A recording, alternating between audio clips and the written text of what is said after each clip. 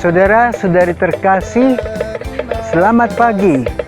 Salam jumpa lagi dalam Sabda Siap Saji Jumat 24 Juli 2020. Marilah kita berdoa. Dalam nama Bapa dan Putra dan Roh Kudus. Amin.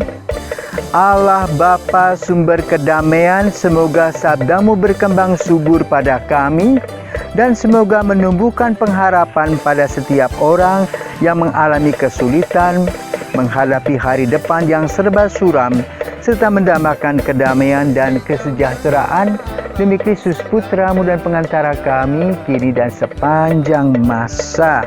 Amin. Tuhan bersamamu dan bersama rohmu. Inilah Injil Yesus Kristus menurut Matius. Dimuliakanlah Tuhan. Sekali peristiwa, Yesus bersabda kepada murid-muridnya, dengarkanlah arti perumpamaan tentang penabur. Setiap orang yang mendengar sabda tentang kerajaan surga dan tidak mengerti akan didatangi si jahat yang akan merampas apa yang ditaburkan dalam hatinya. Itulah benih yang jatuh di pinggir jalan. Benih yang ditaburkan di tanah berbatu-batu ialah orang yang mendengar sabda itu dan segera menerimanya dengan gembira. Tetapi ia tidak berakar dan hanya tahan sebentar saja. Apabila datang penindasan atau penganiayaan karena sabda itu, orang itu pun segera murtad. Yang ditaburkan di tengah semak duri ialah orang yang mendengar sabda itu, lalu sabda itu terhimpit oleh kekhawatiran dunia dan tipu daya kekayaan sehingga tidak berbuah.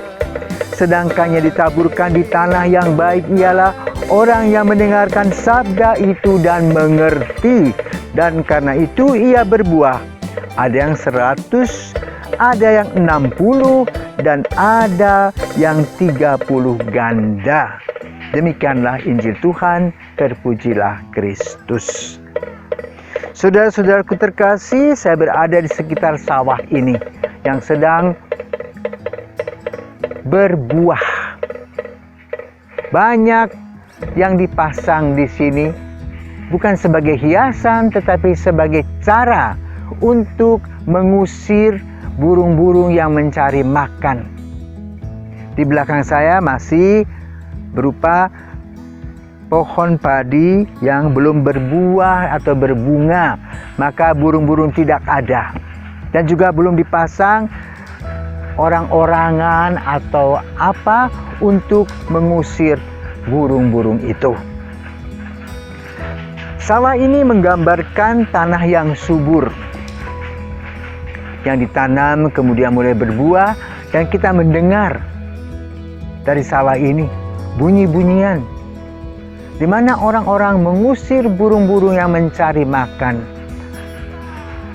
berteriak, menggoyang-goyangkan bendera-bendera yang ada.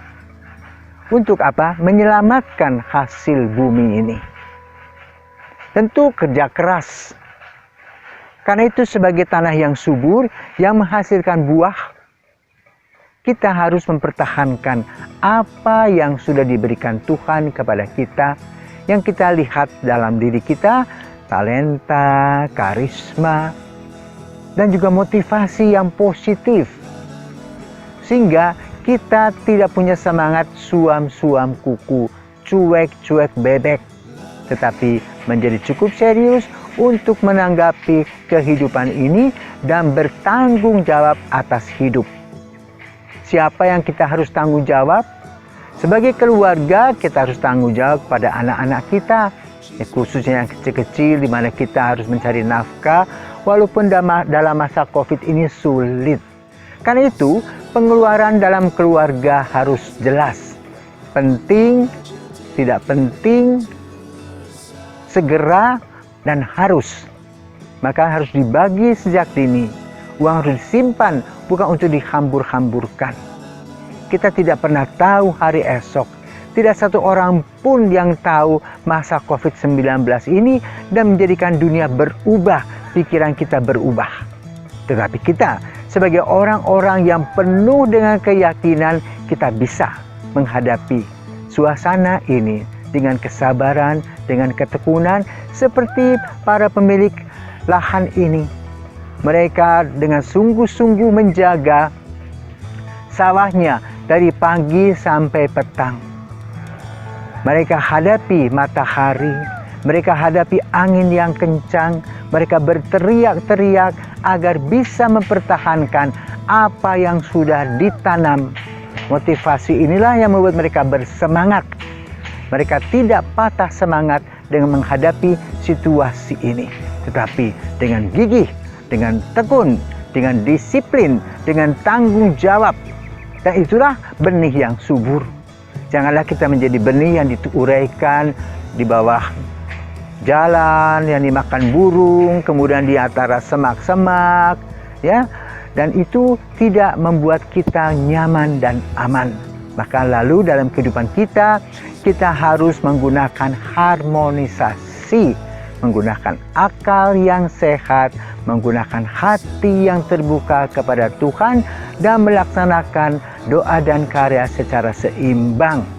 Semoga seperti para petani ini yang berjuang untuk mencari sesuap nasi bagi keluarganya, mempertahankan yang sudah ada, mengembangkan dan juga membiarkan hari demi hari menjadi berkat bagi mereka. Semoga kita pun juga mendapatkan berkat yang Tuhan berikan senantiasa tanpa putus harapan. Mari kita berharap, mari kita berdoa agar Tuhan senantiasa memberikan kepada kita kekuatan ketika kita lemah, pengharapan ketika kita merasa nyaris putus asa. Mari kita berdoa.